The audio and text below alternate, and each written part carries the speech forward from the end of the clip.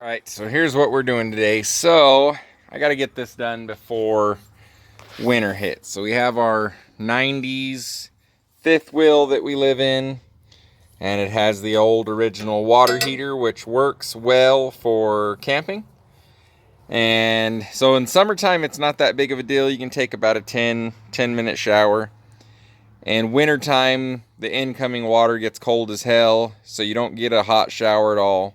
And then you only get maybe 5 minutes of a reasonable shower.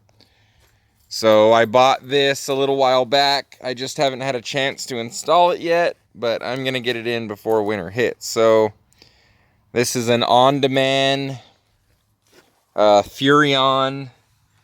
I don't know much about these. Hopefully a simple install though. We'll see how. So we've got a temperature thing. We've got a spider. We have incoming water, outgoing water, gas,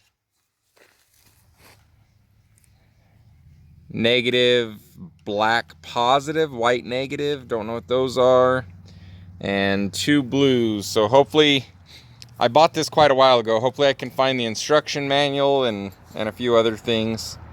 But I'm going to risk pulling this one out, hoping that I can get this other one to work, because if I don't, we don't have hot water, and then I'm going to be freaking miserable. Or I'll just have to go back, but we'll see how it all goes. So there's definitely power wires. We've got our, what I'm assuming is, I got to figure out hot and cold, but so we've got our 2 inlets, and we've got some power wires, so it looks like we've got what we need. So let me try pulling it out. Let's see how this goes.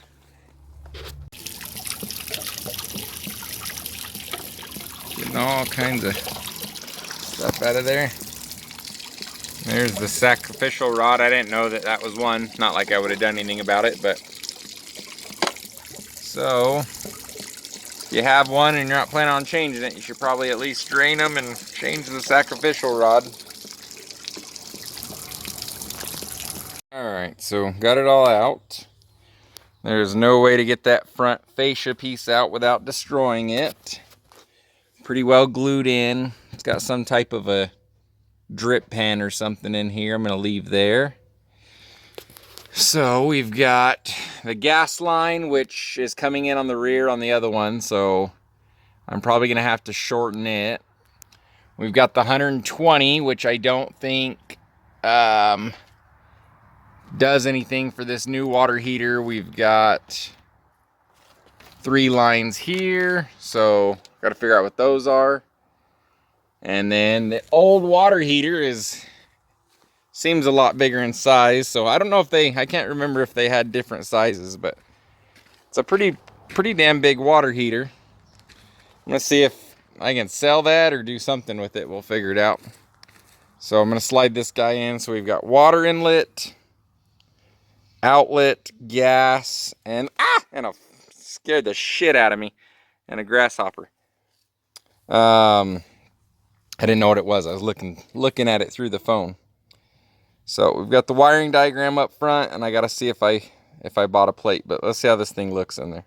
Okay, so definitely a lot physically smaller. I don't know how that all worked out, but if there was different sizes or whatever. So see how far I want to go with this. But let's see. So what kind of sucks is, let's see, I don't know what hot water and cold water is around here, but so they've got PEX or whatever the hell this stuff is. So I don't know if I'm just going to kind of force this stuff over here. This one definitely doesn't want to fit, so I might have to go into town and see if I got these fittings. Gas line's going to be easy. I'll have to cut and flare it down in the corner there.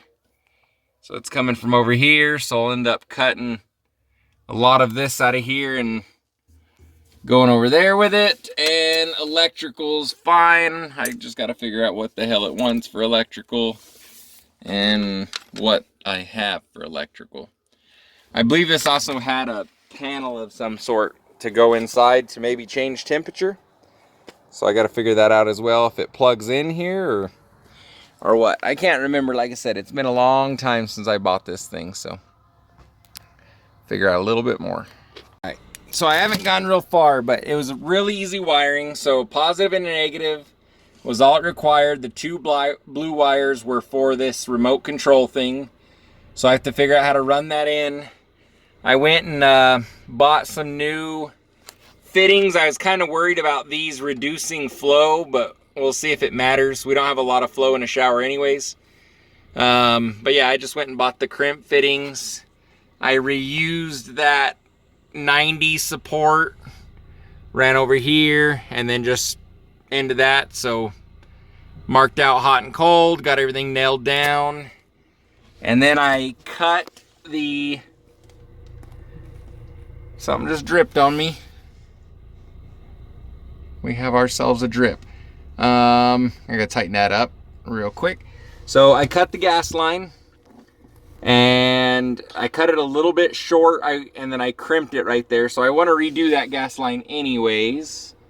What was I gonna show you? Something. Oh, so just your normal old crimp tool to redo that fitting, but I'm gonna put a whole new fitting in here and see if I can. I don't know if it crimped because it's old or if I was just too rough on it, but I was trying to roll that, but I didn't like the way it worked. So that goes down through the camper here, up through there, and just into the side of this gas line. So I'm gonna replace all of that. See how that goes. So we've already used it, turned it on, it made instant hot water. Who would have figured? Instant hot water heater works, or instant water heater works. So yeah, very simple install. Other than that, it had to be supported a little bit, and I'm probably gonna leave 2x4s under there. We'll see, because they were the perfect height. Of course, this is gonna be different for everyone. I gotta fix that leak real quick, but yeah. So stay tuned. I'll do another one where I just show this thing finished up, and then I'll give a review on how this works, because it's gonna get pretty cold. We didn't have shit for hot water, so I'll get this all patched up. I'll use it a few months and we'll show how it works out. It's like 27 degrees right now. Yeah, everything works excellent. That was one of the best things I've ever done, is on-demand hot water heater in the camper. I'm very, very, very happy with it. It was actually life-changing for us. So yeah, now we get to do whatever we want and not have to plan or think about things. So thing works excellent. We'll see. I can't imagine it's gonna get we've only gone through one propane bottle. That's the only thing that's propane inside the camper now, but super efficient. It lasted forever. So yeah, I would highly suggest one. I know it was pretty expensive. You'll have to look them up. Furrion something or another. But yeah, that is the end of my video. So hope this helps someone out. If you have any questions, hit me down in the comments. Like and subscribe. I'll see you guys on the next video.